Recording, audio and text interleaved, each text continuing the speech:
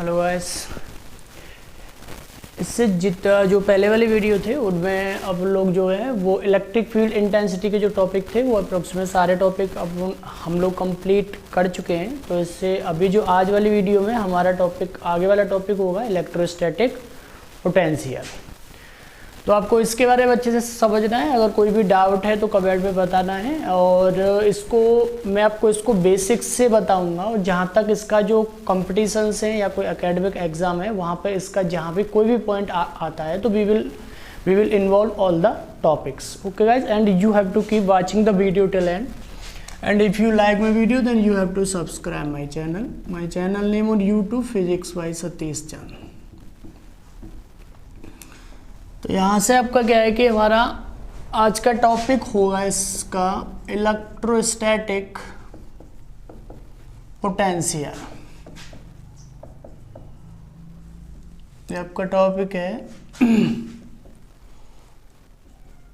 तो यहाँ से आपका स्थिर वैद्युत विभव, ये आपका आज का टॉपिक होगा। तो मैंने आपको इससे पहले वाले वीडियोज़ में बताया था कि अगर किसी भी इलेक्ट्रिक फील्ड के बारे में आपको अगर कंप्लीट स्टडी करना है कि कोई भी चार्ज पार्टिकल का जो इलेक्ट्रिक फील्ड है अर्थात वैद्युत क्षेत्र है, तो वैद्युत क्षेत्र के बारे में अब हम लोगों को पता ही है कि कोई भी आवेशित कण या कोई भी चार्ज पार्टिकल के चारों ओर का वह एरिया, वो फील्ड जहाँ पर दूसरा कोई आवेशित कण या चार्ज पार्टिकल फोर्स का एक्सपीरियंस करता है, उसको हम इलेक्ट्रिक फील्ड कहते हैं। अब कोई भी अगर चार्ज पार्टिकल का किसी भी आवेशित कण का अगर इलेक्ट्रिक फील्ड है और उसके बारे में अगर हमें कंप्लीट स्टडी करना है तो हमें 3 टॉपिक के बारे में या 3 उसकी जो फंडामेंटल बेसिक्स हैं उनके बारे में जानना चाहिए। उसमें से जो पहला था वो आपका इलेक्ट्रिक फील्ड इंटेंसिटी था। इलेक्ट्रिक फील्ड इंटेंसिटी हमें इस चीज़ को बताती है कि उस फील्ड में कोई भी पर्टिकुलर पॉइंट पे उस फील्ड की स्ट्रेंथ क्या है, अर्थात कोई भी यूनिट चार्ज पर एकांक आवेश पर किसी भी पर्टिकुलर बिंदु पर कितना बल अप्लाई होगा। इसके बाद में हमारा दूसरा टॉपिक आज का स्टार्ट है इलेक्ट्रोस्टैटिक पोटेंशियल। इसमें क्या है, इसका हमारा बेसिक जो इसको समझने का जो टॉपिक है वो ये है कि कोई भी चार्ज पार्टिकल का जो इलेक्ट्रिक फील्ड है अगर उसमें हमें कोई सिस्टम बनाना है, अर्थात बाहर से कोई चार्ज पार्टिकल को अगर उसमें शिफ्ट करना है तो हमें कितना वर्क करना पड़ेगा। ठीक है ना। तो यहाँ पर मैं आपको यहाँ के बेसिक बताता हूँ इलेक्ट्रोस्टैटिक पोटेंशियल, स्थिर वैद्युत विभव के बारे में। तो ये आपका आता है it is the scalar function of position. It is the scalar function of position negative gradient of विच आपको ये सारे जो मैं डिफाइन बता रहा हूँ इसको आपको समझना अच्छे से। Gradient of which be equal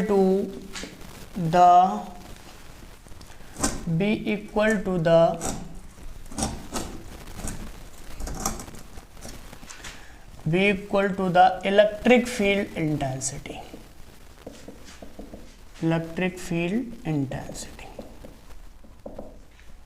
ठीक है ना। इसका मतलब हुआ स्थिति का वह अदिश फलन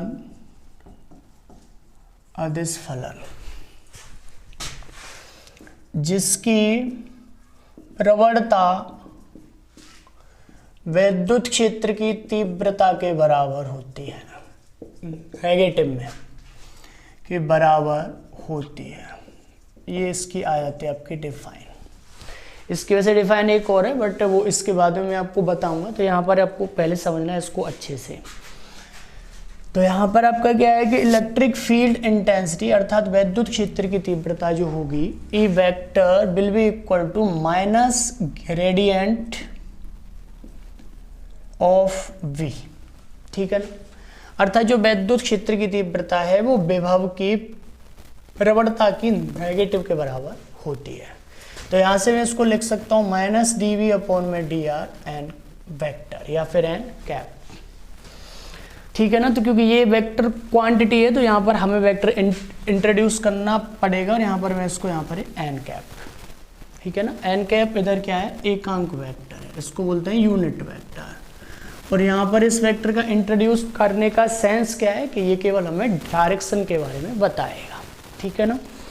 अब यहाँ से क्या है तो मैं इसको लिख सकता हूँ कि D V will be equal to minus of E vector dot D R vector, ठीक है ना, अगर ये यहाँ से इधर शिफ्ट होता है।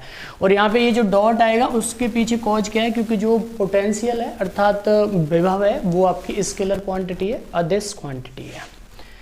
तो यहाँ से अगर मैं इसको कर देता हूँ कि it will go V not to V, और पोजीशन आपकी जाती है यहाँ पर क्या आर नॉट टू आर, ठीक है ना। मैंने आपको यहाँ पे बेसिक एक चीज़ बताई है कि अगर हमें इलेक्ट्रोस्टैटिक पोटेंशियल को समझना है तो यहाँ से इसका जो इलेक्ट्रिक फील्ड के साथ में जो कॉन्टैक्ट है या फिर जो इसका संबंध है, कनेक्शन है, उसको हमें समझना है। क्योंकि इससे पहले वाला पार्ट हमने कंप्लीट जो किया था वो था इलेक्ट्रिक फील्ड इंटेंसिटी, और इलेक्ट्रिक फील्ड इंटेंसिटी थी कि कोई भी पर्टिकुलर पॉइंट पे यूनिट चार्ज पे कितना फोर्स अप्लाई होता है, ठीक है ना। अब यहाँ से आपका क्या है कि ये तो D V will be equal to minus of E vector dot D R vector. अब यहाँ से आपका क्या है कि अब यहाँ पर क्या है कि अब R not is equal to, अगर मैं मानता हूँ इन्फिनिटी, इन्फिनिटी दैट मीन्स ये जो आप मतलब जो इनिशियल पोजीशन की बात कर रहे हैं अगर वो इन्फिनिटी पे हो, इन्फिनिटी का अर्थ क्या है कि उस चार्ज पार्टिकल के फील्ड से बाहर हो, कोई भी पॉइंट जो उस पार्टिकल के इलेक्ट्रिक फील्ड से बाहर हो तो वो उस पार्टिकल के रेफरेंस में इन्फिनिटी पर होगा। तो यहाँ पे अगर R not is equal to infinity मानता हूँ तो यहाँ पे V not will be equal to 0, ठीक है ना। और इसको अगर मैं यहाँ से आगे सॉल्व करता हूँ तो it will become V minus V not, ठीक है। और यहाँ से आपका आ जाता है minus of infinity to R, और यहाँ से E vector dot D R vector, ठीक है ना। अब इसकी वैल्यू अगर 0 है तो यहाँ पे electrostatic potential V at any point at a distance r from the source charge, अर्थात उस आवेश से r दूरी पर जिस आवेश का वो क्षेत्र है, जैसे कि इसका अगर ये क्षेत्र है तो इससे r दूरी पर यहाँ पर, और पोटेंशियल आपका V है, ठीक है। अब यहाँ से V will be equal to, यहाँ से आ जाएगा आपका माइनस इन्फिनिटी टू आर, और E इज इक्वल टू आपको पता है it will F vector upon Q not vector, और यहाँ पर आ जाएगा आपका dr, ठीक है ना, dr वेक्टर, क्योंकि इंटेंसिटी इज इक्वल टू वैद्युत क्षेत्र की तीव्रता बराबर होता है F अपॉन Q नॉट के। अब it will become work done, ठीक है ना। तो यहाँ से आपका आ जाएगा कि V is equal to minus of W upon में Q नॉट, ठीक है ना। यहाँ से आपका अगर ये कंप्लीट सॉल्व होता है एलिमेंट्री वर्क डन, अर्थात अवयवी कार्य का अगर हम पूर्ण रूप से समाकलन करते हैं तो यहाँ पर कुल total amount of work done आ जाएगी। तो यहाँ पर V is equal to minus W upon Q not, ठीक है ना। तो इसको आपको समझ रहा है अच्छे से। तो अब यहाँ से ये जो डिफाइन थी इलेक्ट्रिक फील्ड के बेसिस पे, जो मैंने इसकी डिफाइन दी थी उसके बेसिस पे यहाँ से हमारा फाइनली जो आउटपुट आता है उसमें एक पॉइंट आता है कि V will be equal to minus W upon Q not. अब यहाँ पर W क्या है, ये आपका W है आपका work done by the field, अर्थात क्षेत्र के द्वारा किया गया कार्य। अब क्योंकि इस टॉपिक में जो इलेक्ट्रोस्टैटिक पोटेंशियल है ना, इसमें आपका क्या है कि हमें फाइंड करना होता है बार बार वर्क डन, क्योंकि ये एक्चुअली है ही क्या, it is amount of work done per unit charge, अर्थात ये एकांक आवेश पर किए गए कार्य के आंकिक मान के बराबर है। तो यहाँ पे वर्क की अगर वर्क का इंट्रोडक्शन अगर बार बार होता है तो मैं आपको एक चीज़ और बता देता हूँ कि एक आपका आता है work done by the system, और दूसरा आपका आता है work done on the system, अर्थात सिस्टम के द्वारा कार्य और सिस्टम पर कार्य।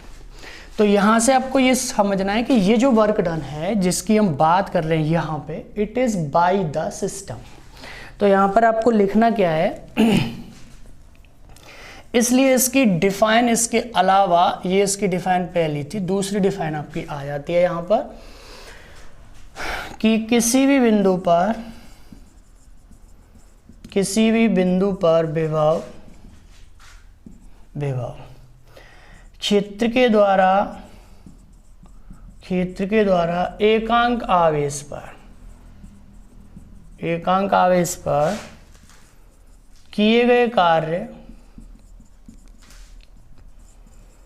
के नेगेटिव, ठीक है ना, ऋणात्मक के आंकिक मान के बराबर होता है। ये इसकी डिफाइन है, जो बेसिकली अपन लोग एकेडमिक वाले जो बच्चे हैं, जो हमारी बुक्स आती हैं उनमें ऐसे ही आती है। तो यहाँ पर हमें बोलना क्या, it is the amount of work done per unit charge by the field, ठीक है ना। तो it is equal to the work done, it is equal to the, यहाँ पर लिख सकते हैं, it is equal to the negative of work done numerically, आंकिक रूप से, बाय द फील्ड, या फिर इसको हम ऐसे भी बोल सकते हैं by the system, by the field per unit charge, it is equal to electrostatic potential at that point. तो यहाँ से मैं आपका इस टॉपिक को थोड़ा एक बार और बताता था हूँ कि यहाँ पर आपका क्या है कि हमें हमारा आज का टॉपिक था इलेक्ट्रोस्टैटिक पोटेंशियल था। इसमें कोई भी फील्ड के बारे में अगर हमें we have to examine completely about the field, then we have to going through 3 basics points. उसमें से जो पहला पॉइंट था हमारा वो इलेक्ट्रिक फील्ड इंटेंसिटी का था, अर्थात विद्युत क्षेत्र की तीव्रता का। इससे पहले वाले वीडियोज़ में हम वो कंप्लीट कर चुके हैं।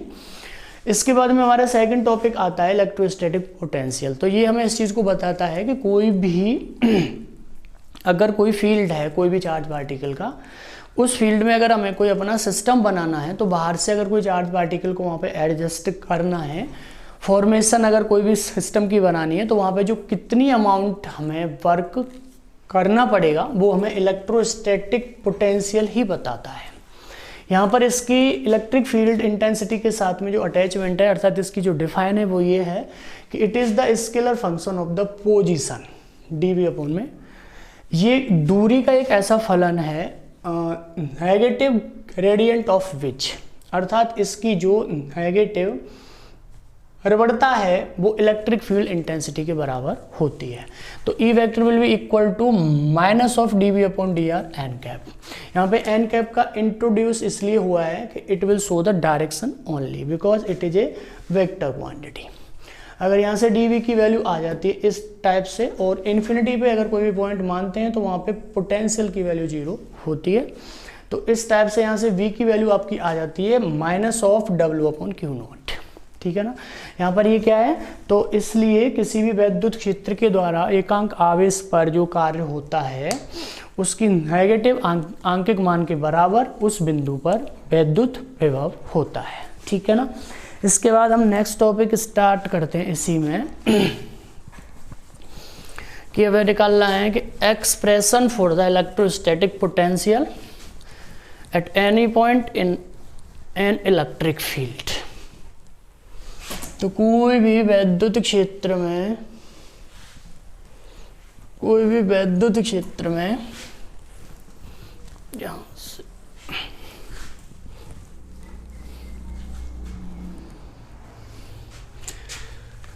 तो आगे वाला टॉपिक आपको समझ रहा है अच्छे से, एक्सप्रेशन फॉर पोटेंशियल, अर्थात विभव के लिए व्यंजक या सूत्र, फॉर्मूला।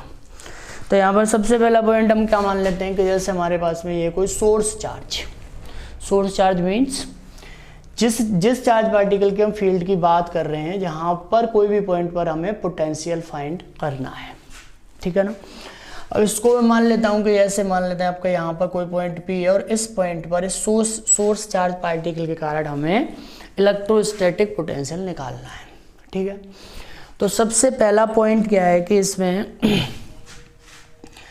अब इन्फिनिटी से हमें जो हमारे पास में टेस्ट चार्ज है, अर्थात परीक्षण आवेश जो है, उसको अगर हमें इस बिंदु तक शिफ्ट करना है यहाँ पे, तो इन्फिनिटी का मतलब इसके फील्ड से बाहर है। और मान लेते हैं कि अगर ये इसकी ओर आता है तो कोई भी टाइम पे अगर ये टेस्ट चार्ज यहाँ पर है, और इन दोनों के बीच की दूरी अगर x है, मैंने यहाँ पे फर्स्ट ऑफ ऑल एक सोर्स चार्ज पार्टिकल माना q इधर, इससे मान लेते हैं कि इतनी दूरी आपकी r पे कोई एक पॉइंट p है जिस पर हमें पोटेंशियल निकालना है, ठीक है ना।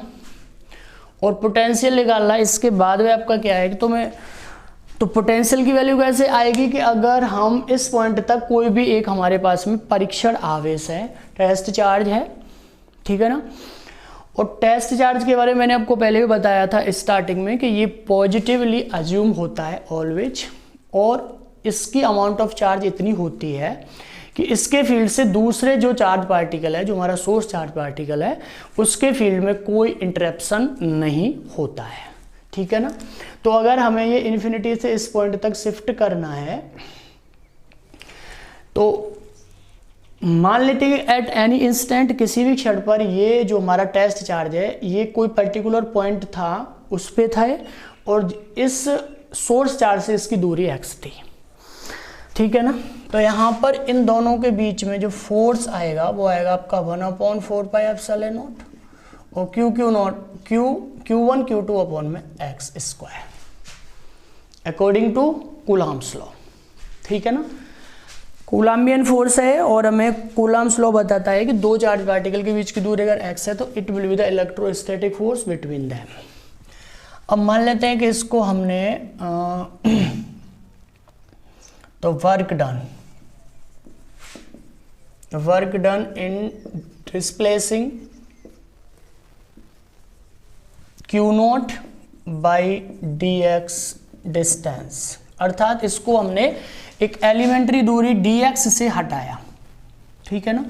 तो हमें वर्क डन जो आएगा, elementary work done will be equal to F into dx into cos theta, ठीक है ना, कोई डाउट। इसके बाद में आपका dw इज इक्वल टू 1/4πε0 और यहाँ से आपका Q0 upon x², it is the value of force.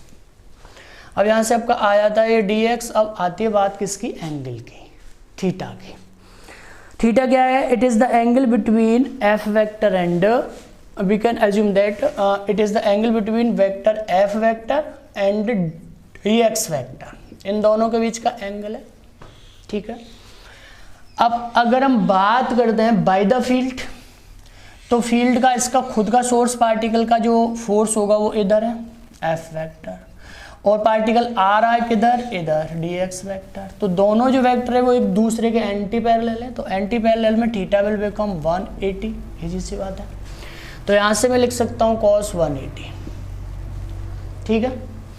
इसमें क्या है कि cos 180 की वैल्यू हमको पता है कि -1 के बराबर होती है, तो यहाँ से elementary work done is equal to Q0 upon में 4πε0 और यहाँ से आपका आ जाएगा ये into x² dx with minus sign, क्योंकि यहाँ पे cos 180 की वैल्यू -1 आती है। अब हमें निकालना है total amount of work done, अर्थात कुल किया गया कार्य, टोटल वर्क डन। तो W will be equal to integration of dw, ठीक है ना। तो यहाँ से आपका work done is equal to, तो ये Q0 अपॉन 4πε0 जो है ये आपका बाहर आ जाएगा with minus sign, and we have to integrate 1/x² dx infinity to r, क्योंकि we have to move from infinity to r to find out the potential at this point। इस बिंदु पर अगर हमें विभव या पोटेंशियल निकालना है तो हमें इन्फिनिटी से इस सोर्स पार्टिकल से इस बिंदु पर तो हमें r दूरी पे आना पड़ेगा। अब यहाँ से आपका क्या है, तो इसकी वैल्यू आ जाती है आपकी -Q0 अपॉन में 4πε0 और इसका इंटीग्रेशन आपका -1/x में आएगा इन्फिनिटी टू r, ठीक है ना। तो यहाँ से आपकी amount of work done will be equal to minus minus plus, तो Q0 अपॉन में 4πε0 r के बराबर। It is the amount of work done by the field, अर्थात बाय द सिस्टम, ठीक है ना। यहाँ से अब हमें निकालना क्या है इस बिंदु पर, पोटेंशियल या विभव वोल्टेज। तो V इज इक्वल टू था आपका amount of work done per unit charge, ठीक है ना। तो यहाँ से आपका कितनी वैल्यू आ जाएगी यहाँ पे तो ये वैल्यू आपकी क्यू नॉट अपॉन में 4 पाई एप्सिलॉन नॉट आर, ठीक है ना। तो यहाँ से था आपका माइनस साइन था, तो यहाँ पर क्यू नॉट है, तो क्यू नॉट से मैं क्यू नॉट को काटता हूँ, तो v इज इक्वल टू यहाँ पे कितनी वैल्यू, वो सॉरी क्योंकि हम यहाँ पे पहले ही field by the field find कर चुके हैं, तो v की वैल्यू आपकी q अपॉन में 4 पाई एप्सिलॉन नॉट r के बराबर आ जाएगी। It is the expression for the potential at that point by the source charge q। स्रोत जो हमारा आवेश है q के कारण, इस बिंदु पर अगर हमें विभव निकालना है तो we can find out this particular formula, इस सूत्र के द्वारा हम निकाल सकते हैं, ठीक है ना। तो ये था आपका एक्सप्रेशन फॉर द पोटेंशियल। इसके बाद में we will start next topic. अब यहाँ पर आपका क्या है कि इसमें अगर ये वाला ये तो था पोटेंशियल की value by a single charge, ठीक है ना, अकेले एक आवेश के कारण था। अगर बहुत सारे चार्ज पार्टिकल्स एक साथ होते हैं तो वहाँ पे हम पोटेंशियल की वैल्यू कैसे निकालते हैं।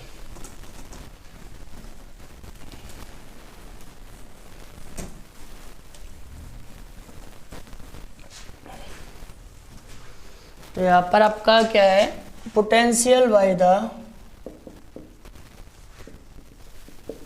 ग्रुप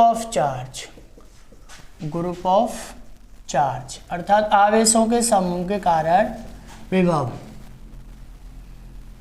आवेश के समूह के कारण विभव हमें निकालना है, यहाँ पे वोल्टेज विभव। तो यहाँ पे मान लेते हैं कि जैसे कोई भी पर्टिकुलर पॉइंट यहाँ पे P है, इस बिंदु पर हमें विभव निकालना है, पोटेंशियल निकालना है। तो आपका ये मान लेते हैं कि Q1 चार्ज पार्टिकल है, दूसरा Q2 है, यहाँ पे Q3 है, और यहाँ पर क्या है मान लेता हूँ कैसे Qn पार्टिकल्स हैं, 1 2 3 4 5 एंड सो। इनकी जो पोजिशंस हैं R1 R2 R3 एंड यहाँ पे Rn है, और we have to find out the amount of work done at this point P। अब यहाँ पर सीधी सी बात मैं आपको बता देता हूँ कि ये जो आवेशों का समूह है, अर्थात बहुत सारे चार्ज पार्टिकल्स हैं, इनके कारण अगर इन्फिनिटी से कोई भी हम टेस्ट चार्ज को इस जगह पर अगर हम शिफ्ट करते हैं तो हमें कितना वर्क करना पड़ेगा, उसकी वैल्यू हमें फाइंड करनी होती है। अब यहाँ पर क्या है, तो यहाँ पे सिंपल सी बात है, क्योंकि जो पोटेंशियल है विभव है वो क्वांटिटी होती है स्केलर, तो स्केलर क्वांटिटी है, तो यहाँ पर total potential will be equal to the algebraic sum of all potentials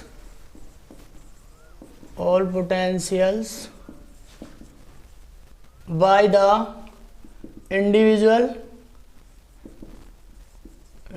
charges, ठीक है ना। अलग अलग जो आवेशित कण हैं उन सभी के कारण जो विभव होगा उसके बीजगणितीय योग के बराबर यहाँ पे आ जाएगा। तो कुल विभव सभी आवेशों के अलग अलग विभवों के बीजगणितीय योग के बराबर होगा, algebraic sum of all the potential योग के बराबर होगा, ठीक है ना। तो यहाँ पर मैं इसको लिख सकता हूँ V1 is equal to V1 plus V2 plus V3 and dot dot dot Vn, ठीक है, एंड सो ऑन। तो यहाँ से V की वैल्यू तो 1/4 पाई एप्सिलॉन नॉट कॉमन आएगा सम में, तो यहाँ पर it will equal to Q1 upon R1 plus Q2 upon R2 plus यहाँ से and so on Qn upon में Rn, ठीक है ना। It will be equal to the, अब यहाँ पर ये क्या है कि Q1 Q2 Q3 के जो चार्ज हैं, मतलब वो सॉरी साइन है, अगर ये जैसे मान लेते हैं कि माइनस है, ये माइनस है, ये प्लस है, ये भी प्लस है, तो वो सारे साइन यहाँ पे इंट्रोड्यूस होंगे, ठीक है ना। क्योंकि अगर माइनस साइन है और पॉजिटिव साइन है, दोनों के साइन अगर अलग अलग हैं तो एक से वर्क गेन होगा और एक पे वर्क होगा, तो यहाँ पर जो साइन है वो जरूर इंडिकेट होने चाहिए। उन्हीं को फिर एल्जेब्रिकली सम करने के बाद में जो टोटल क्वांटिटी आएगी वो उस बिंदु पर कुल पोटेंशियल या कुल विभव के बराबर होगी। तो यहाँ पर ये आ जाएगा, तो मैं इसको ऐसे लिख सकता हूँ कि 1/4 pi epsilon naught summation of Qi upon Ri i will go from 1 to n। Algebraically sum है, और यहाँ पर आपको ध्यान रखना है कि the signs of charges must be mention. आपको उनको ज़रूर इंडिकेट करना है, अगर वो पॉजिटिव है तो पॉजिटिव और अगर माइनस है तो माइनस। और मैं आपको इससे आगे वाला जो इसके वोल्टेज के बारे में, वैभव के बारे में ब्रीफली, इनसे आगे वाले जो टॉपिक आएंगे जो बच गए उनको हम इससे आगे वाले वीडियो में स्टडी करेंगे। Okay guys, thank you.